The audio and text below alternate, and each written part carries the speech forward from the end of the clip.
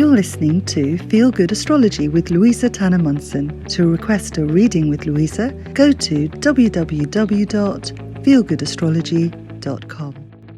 Hey Leo, how you doing? Welcome to me. It's Louisa-Tannermunson from Feel Good Astrology with your 5-minute forecast. Now, there's a lot to get through, and I just wanted to start by giving you some dates that are a little bit sensitive to you in terms of the position of the moon.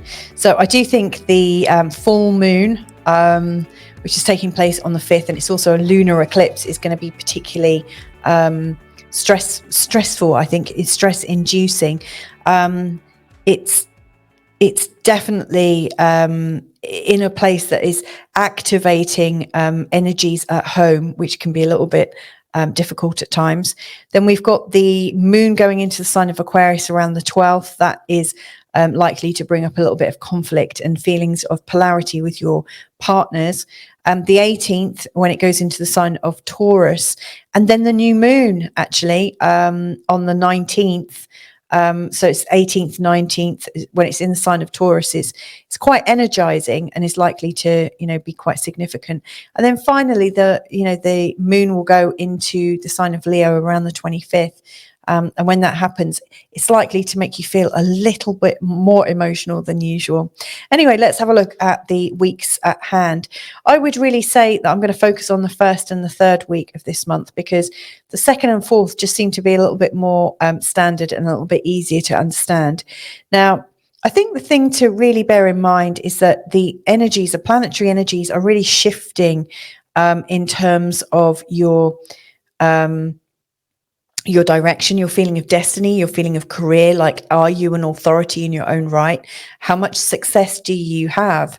And then how you might collaborate and how you might take your success forwards. How can you network beyond where you are right now? How can you expand? How can you create something really hopeful for yourself? So there's a lot of big, dreamy and goal-orientated things going on for you in the month of May. So first of all, the full moon, I've already said it's likely to bring up stuff.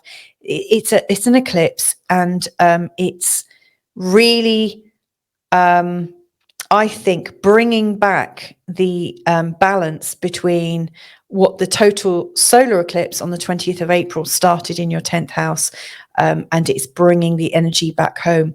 Now, it's about getting that balance between home and away, home and career. How do you make that work for yourself? Now, with the full moon in that area of your chart in the sign of Scorpio, it's likely to bring up a little bit of discomfort as things get a little bit hair-raising at home. It just feels like the people around you are a little bit irritated.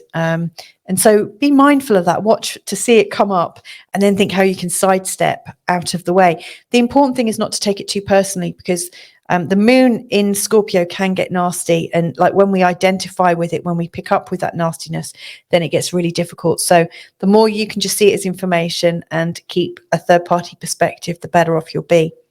A few days later, Venus will be going into an area of reflection for you. And so the best way for you to soothe anything that has come up during that time is to actually be quite meditative and be in a place of rest and relaxation. I think that's always quite useful. In the month ahead, you're going to be going into a time of sparkling. And, as Venus goes into your 1st house, which will be coming up in the next month, it will be the time to put yourself forwards. But in this month ahead, it just feels like with Venus going into the area of the 12th house, I would just take a little low key, just step back a little bit and rest yourself. There's more coming for you over the summer. Now, as we hit the 3rd week, we've got Jupiter going into the sign of Taurus, followed by the new moon in the sign of Taurus. They are really activating that sense of destiny in your career. And I think the last full moon will have given you a sense of where your boundaries are. How much time do you want to be at home? How much time do you want to be in the public eye or at work? Then we've got Mars going into your 1st house, into the sign of Leo. That's definitely going to give you a lot more determination and a lot more energy and vitality to really get out there and to start to push yourself forwards. But as you're doing that, you're getting a little bit of pushback from Pluto in the sign of Aquarius. So again, it's interesting, isn't it? You've got this home and career not distortion, but polarity. And then you've got the me versus you polarity going on at the same time. This is by no means quite a tough conundrum for you to resolve for yourself.